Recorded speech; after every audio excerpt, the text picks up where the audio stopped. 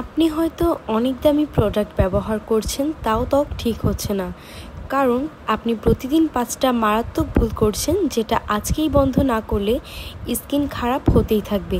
চলুন জানি ভুলগুলো আর শিখি সমাধান। ভিডিওটি দেখার আগে প্লিজ চ্যানেলটিকে সাবস্ক্রাইব করে ফেলুন।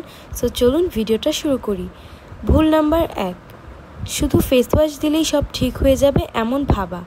অনেকেই ভাবে ফেস ওয়াশ দিয়ে মুখ ধুয়ে নিলেই স্কিন পরিষ্কার হয়ে যায়, কিন্তু জানেন কি, শুধু ফেস ওয়াশ দিয়ে মুখ ধোয়ার কারণে আমাদের স্কিনের প্রাকৃতিক তেল উঠে যায়, অথচ ডার্ট বা পলিউশন সব ঠিক মতো ওঠে না।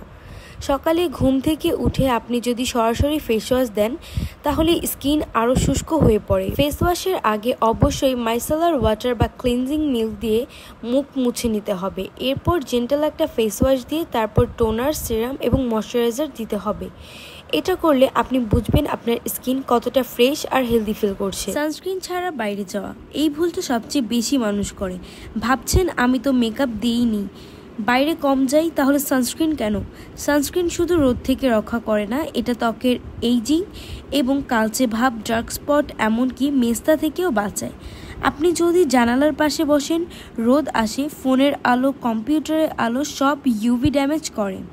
প্রতিদিন সকালে SPF 30+ বা তার চেয়েও বেশি অর্থাৎ 50+ একটা ভালো সানস্ক্রিন লাগাতে পারেন, আর এটা 3 থেকে 4 ঘন্টা পরপর রিঅ্যাপ্লাই করাও দরকার। আপনার স্কিনের জন্য কোন সানস্ক্রিনটা সঠিক হবে এবং কোন সানস্ক্রিনটা আপনি ইউজ করতে চাচ্ছেন বাজেট ফ্রেন্ডলির মধ্যে, সে সম্পর্কে আমার চ্যানেলে একটা ভিডিও করা আছে, চাইলে সেটা থেকে আপনারা দেখতে পারেন এবং বেছে নিতে পারেন আপনার পছন্দের সানস্ক্রিন। 3 নাম্বার ভুলটি হচ্ছে ঘুমানোর আগে স্কিন ক্লিন না করা। রাত হলো আমাদের স্কিনের রিপেয়ার টাইম, কিন্তু আপনি যদি মেকআপ বা সারাদিনের ধুলো ময়লা নিয়েই ঘুমিয়ে পড়েন, তাহলে পোর ক্লগ হয়ে যাবে এবং ব্রণ আসবে। শুধু পানি দিয়ে ধুয়ে ফেললেই হবে না, স্কিনকে ভালোভাবে পরিষ্কার করতে হবে, অর্থাৎ ডাবল ক্লিনজিং করতে হবে। প্রথমে অয়েল ক্লিনজার বা কোকোনাট অয়েল দিয়ে ম্যাসাজ করুন, এরপর মাইল্ড একটা ফেস ওয়াশ দিয়ে ফেসটা ভালো করে ধুয়ে ফেলুন। এরপর অবশ্যই একটা হালকা টোনার এবং সেরাম, তারপর ময়শ্চারাইজার দিতে পারেন। আর ঘুমানোর আগে পিলো কেস পরিষ্কার থাকা উচিত। ছোট ছোট এই জিনিসগুলো হিউজ ইম্প্যাক্ট ফেলে। 4 নাম্বার ভুলটি হচ্ছে নিজের স্কিন টাইপ না জেনে প্রোডাক্ট ব্যবহার করা। একজন ড্রাই স্কিনওয়ালা যদি অয়েলি স্কিনের ফেস ওয়াশ ব্যবহার করে, তাহলে স্কিন অবশ্যই ফেটে যাবে। আবার যাদের অয়েলি স্কিন, তারা যদি খুব হেভি ক্রিম দেয়, তাহলে পোর ব্লক হয়ে যেতে পারে। তারপর শুরু হয় ব্রণ ওঠা, ব্ল্যাক হেডস, হোয়াইট হেডস, এগুলো। তাই প্রথমেই জানতে হবে আপনার স্কিন টাইপটা কি।